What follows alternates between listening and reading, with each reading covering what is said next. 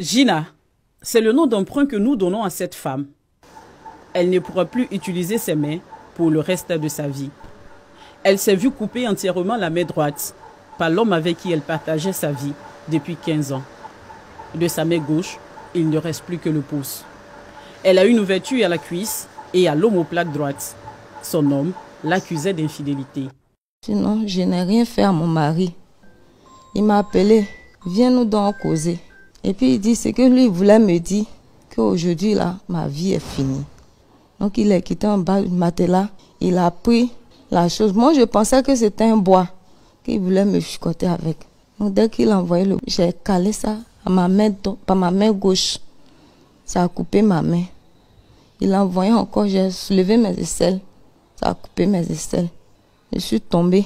Il m'a macheté encore sur ma cuisse et la quatrième sur ma main droite. Je ne sais pas comment faire. Il n'y a pas de main pour me laver, pour boire l'eau, pour manger. Gina a été admise au CHR d'Azopé, dans le sud du pays, le samedi 18 mars à 1h du matin. Ses parents sont sous le choc et à bout de souffle. On a aimé notre beau-fils. Mais ce qui s'est passé là, je ne sais pas comment me trouver. Je suis surpassée, donc je ne sais pas quel mot il faut donner. C'est la suite qui nous inquiète.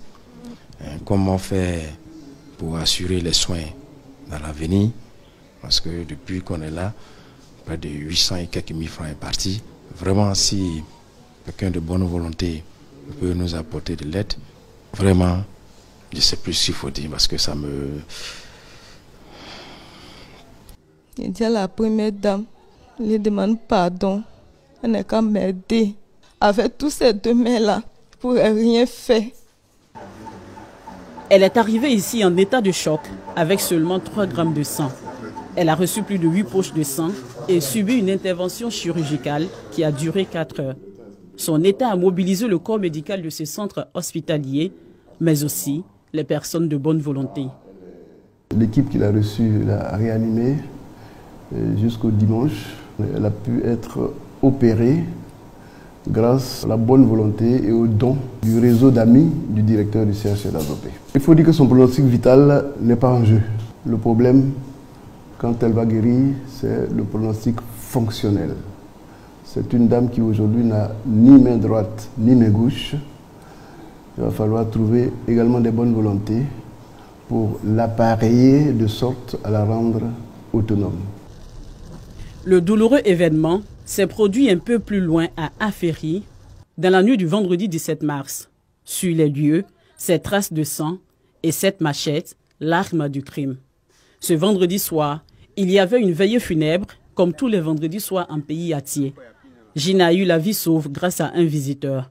Son homme, lui, a pris la fuite par la fenêtre, un fusil à la main. Il s'est rendu à d'autres funérailles et a ouvert le feu sur le supposé amant de Gina. Pourtant, il y a 5 mois, la question de l'infidélité de la compagne avait été portée à la chefferie du quartier Ngossé d'Aféry. L'homme menaçait déjà de sectionner les mains de sa femme.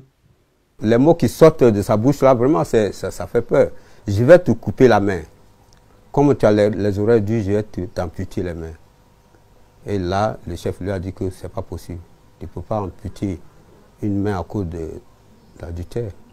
C'est sa belle-mère même qui a apporté l'affaire devant le chef. Bon, là, après les déclarations de part d'autres, on a trouvé que on a déjà condamné la femme. Le samedi 18, tout le monde est réveillé par cette nouvelle nouvelle. Mais le problème n'a pu être réglé sous l'abrapalable de la chefferie. Un échec pour ces garants de la tradition. Ils disent être épuisés et impuissants. Les enfants de maintenant n'écoutent pas la chefferie. On a submergé. Nous, on est vraiment fatigués.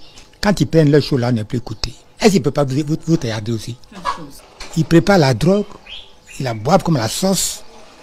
Mais dans ce cas-là, dans la chambre, on a trouvé dans le gobelet le reste de ce produit-là. Un homme avec un esprit lépide ne peut pas faire ça là. La famille du compagnon de Gina, également sous le choc, joue la carte du pardon. Ça fait mal. Dans ce qui fait mal, ça fait honte. Donc moi, personnellement, j'ai honte de ça. Parce que c'est pas bien qu'un homme se comporte à la manière. C'est pour cela que je dis, il y a quoi à la famille. Le drame de la nommée Gina n'est pas un cas isolé ici à Aféry. Il y a 2 ans, une autre femme a été découpée par son compagnon dans un champ. Cette fâcheuse attitude de régler les problèmes de cœur par la machette effraie les femmes d'Aféry. Des femmes célébrées il y a seulement quelques semaines lors de la Journée internationale des droits de la femme, dans ce même mois de mars. J'ai peur voir les mains coupées avec une femme. Elle ne peut pas laver les habits, elle ne peut pas se laver, elle ne peut pas manger, elle ne peut rien faire. En tout cas, ça fait mal. Quand tu entends les hommes parler, ils se disent, bon, par plaisanterie, ils disent que si tu me trompes, je vais te taillader, donc ça fait peur. C'est difficile encore pour certains, surtout nous les jeunes filles, de nous mettre en relation avec nos frères Aféry. Venez nous aider. Quand je passe, ça me fait mal. Avant, Aféry n'était pas comme ça. Maintenant, Aféry est devenu coup de machette. Devenez, nous les femmes, on souffre. Venez nous aider. Nous les femmes, on souffre présentement. Quand je vois le doigt de ma fille, ça me fait 2 jours, 3 jours, je ne dors pas. L'affaire de la femme, aux mains découpées par son compagnon, défraie la chronique dans le département d'Akoupé. Les autorités sont alertées. En repos, donc, maladie, j'ai dû, eu égard au sujet, me déporter précipitamment en mes bureaux. Qu'est-ce qui explique cela? C'est simplement la barbarie humaine. Nonobstant les efforts d'un de leurs fils illustres, le Premier ministre Patrick Achi, qui était encore ici avec nous pour la prière à Aféry le dimanche 12 mars. Je ne puisse pas comprendre que des chefs qui sont régulièrement aux côtés du préfet, on leur explique, autant que faire se peut, le comportement qu'il faut avoir. Mais ils s'adonnent à des tribunaux d'exception. Nous allons encore accentuer la sensibilisation, mais cette fois avec la farouche volonté de mettre hors d'état de nuire ceux qui s'adonnent à ce genre de pratique. Il faudrait qu'il y ait une tolérance zéro. Pour le moment, la tolérance zéro ne peut s'appliquer aux compagnons de Gina. Il est toujours en fuite. Les forces de l'ordre sont à pied d'œuvre pour le retrouver. Quant aux mains de Gina, elles ont été inhumées il y a quelques jours. Âgée de 40 ans, mère d'une fille et grand-mère d'un petit garçon, Gina, désormais personne en situation de handicap, va réapprendre à vivre. Avec des prothèses, les choses seront plus faciles pour elle. Mais Gina devra faire face au regard et aux commentaires du voisinage.